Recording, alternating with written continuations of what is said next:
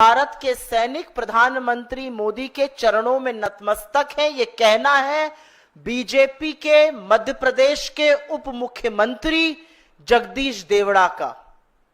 और उसके बाद तो आपने सुना ही, जो बीजेपी के दूसरे शिरोमणि हैं मध्य प्रदेश के ही मंत्री विजय शाह, उनकी घिनौनी बात कर्नल सोफिया कुरैशी को सुनकर पूरा देश आज भी स्तब्ध है।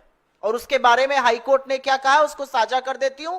लेकिन सेना और सैनिक किसी के चरणों में नतमस्तक है, यह बात हिंदुस्तान का कोई व्यक्ति कही ही नहीं सकता है।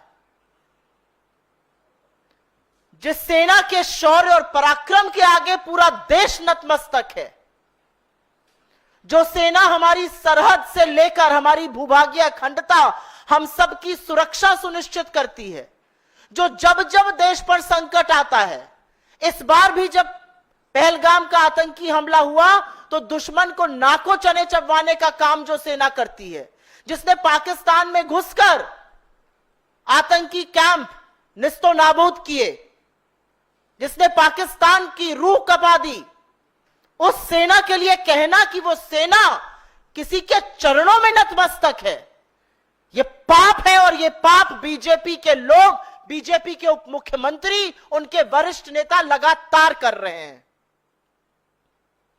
हमारी सेना ने हर बार दुश्मन को धूल चटाने का काम किया है और इस बार भी इतनी आक्रामक कार्रवाई की कि पाकिस्तान के पैर कांप गए, उनकी रूह कांप गई। एक ऐसी सेना जिसके लिए इस देश के हर व्यक्ति के मन में सम्मान है, आदर है और पूरा राष्ट्र कृतज्ञ है कि हम शांति से, हम सुरक्षा से, हम आराम से इसलिए रह पाते हैं क्योंकि हमारे जाबाज सैनिक इस देश की सुरक्षा करते हैं। और वो इस देश की सुरक्षा तपते हुए रेगिस्तान से लेकर हाड़ कांपती हुई ठंड वाले सियाचिन के ग्लेशियर में खड़े होकर करते हैं। और तब हमारा लोकतंत्र, तब हमारी भूभागीय अखंडता, तब हमारा देश सुरक्षित रह सकता है।